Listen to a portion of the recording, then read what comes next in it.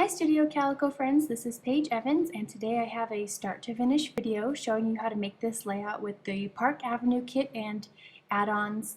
I used the Ritz and Helmsley and also the cut file by Creative Bubble for Studio Calico.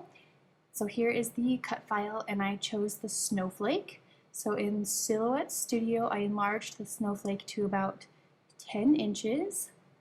I'll zoom in here so you can see.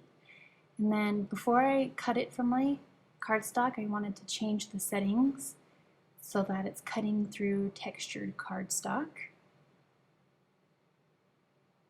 And I'm going to slow it down just a little bit. It's kind of an intricate design, so I want to cut it a little bit slower. And then I die cut it from this light pink cardstock. And then I pulled my favorite pattern papers from Park Avenue, Ritz, and Helmsley, and I'm just tearing the pattern papers into little bits. And I probably tore 100, maybe 200 little pieces. It just depends on how small you're tearing the pieces and how big your shape is that you cut.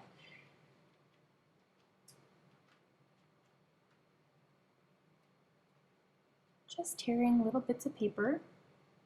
I like the white edge, so I'm making sure that I'm tearing so that you can see more of the white edge. I find this process very relaxing and therapeutic. Like most of my layouts, I like to use a lot of pattern paper in fun ways. And then once you have all the pieces of paper torn, take a picture for Instagram. And then grab some white cardstock as the base and lightly trace the die cut cardstock on top. This is so you'll know where to place adhesive. And you don't need to watch all that. It's pretty basic and simple. Just tracing the snowflake. Done. And then using some super sticky double-sided tape, the wider the better so that the process goes a little bit faster. You might also try using spray adhesive. I haven't used spray adhesive in a few years, so I don't know how strong it can be. Just use your favorite kind of adhesive and place it over your traced snowflake. Once it's all covered, you can peel off the papers, or maybe if you didn't use this kind of adhesive, you can go right on ahead and start placing your pattern paper pieces. But here is my adhesive covered snowflake.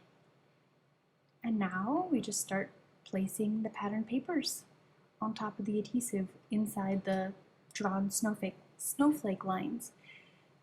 So I liked to place a whole bunch of different patterns all around so there's not like two of the same paper right next to each other.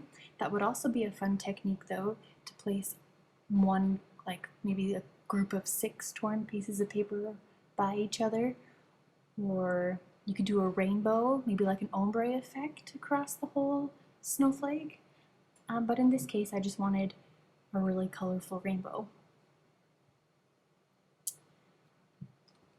So I think this whole process of putting the papers on the snowflake took about 10 minutes. So I know my layouts kind of look complicated at times, but honestly, here you're going to watch my whole process, and I've sped it up a little bit. So this is what, a minute and a half sped up, but it only took about 10 minutes to place all these pieces of paper. And I was able to record this whole video during my kids' naps, so that's great. I call that a success when I can make a layout during my kids' naps. So here we go, just placing all these pieces of paper until the entire snowflake is covered up.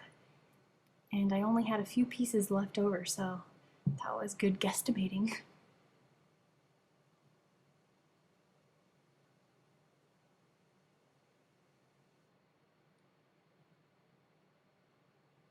Alright, once the entire snowflake is covered, go ahead and place your die cut cardstock on top and glue it down.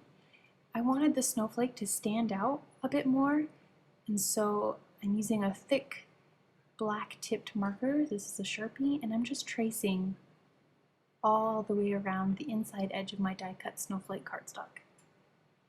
Put scratch paper underneath. In hindsight, I should have used thicker scrap cardstock because it got onto the table, but that's okay. Nothing a little magic eraser won't get off.